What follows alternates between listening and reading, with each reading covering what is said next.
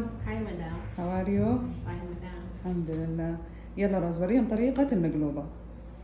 Hello mga kabayan. Ngayon magagawa ako ng magluba chicken. Ngayon nag-prepare ako ng isang chicken. Hiniwa ko siya ng 8 pieces. Naghiwa rin ako ng potato. Pabilog siya at pinirito ko. At nag-prepare din ako ng potato at eggplant. Hiniwa ko siya ng pabilog at pinirito ko.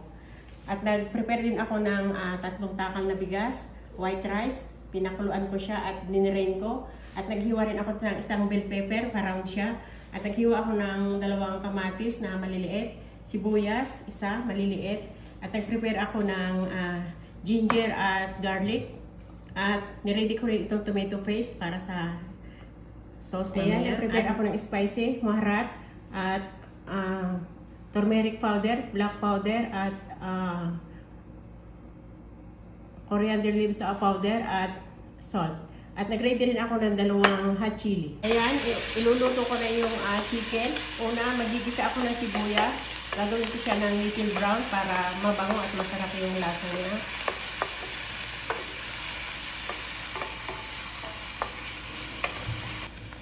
Ayan, malambot na yung sibuyas niya. Ngayon, i-add ko na yung hiniwa kong ginger at garlic.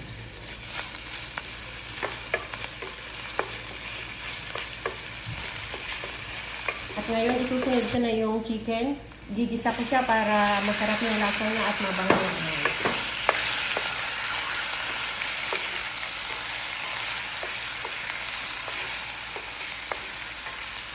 Ayan, nakita niyo puti na yung manok niya.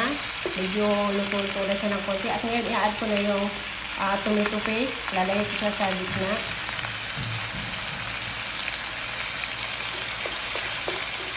At hahaluin ko siya ng 1 minute. Ayan, after 1 minute, i-mix ko na siya kasama yung manok.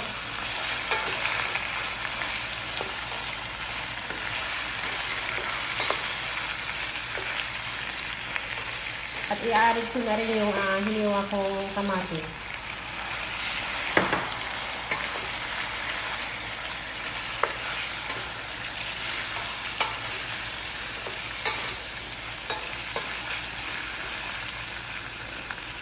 At i-add ko na rin yung mga spicy niya.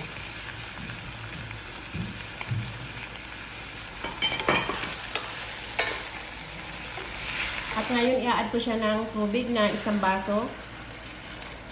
At pakukuluan ko siya ng 15 minutes.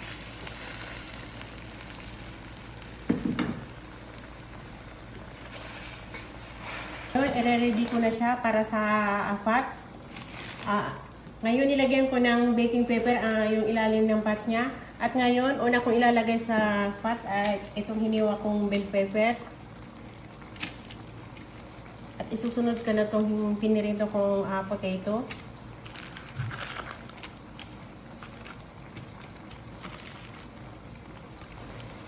At isusunod ko na rin itong pinirito kong eggplant.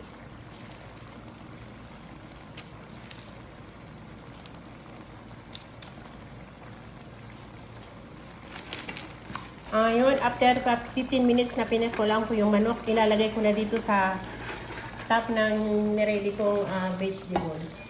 Nilagyan ko na din siya ng hot chili at ngayon ilalagay ko na sa top niya yung pinakuluan kong bigas. Ayan, lalagyan ko sa top niya ng butter. At ngayon, lalagay ko na siya sa apoy na ang heat niya ay high, 3 minutes. At after 3 minutes, ilalagay ko siya sa low heat hanggang 1 oras. Ayan, luto na yung magluba.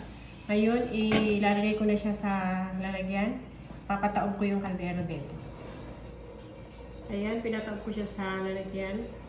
At inangat ko dahan-dahan yung pot.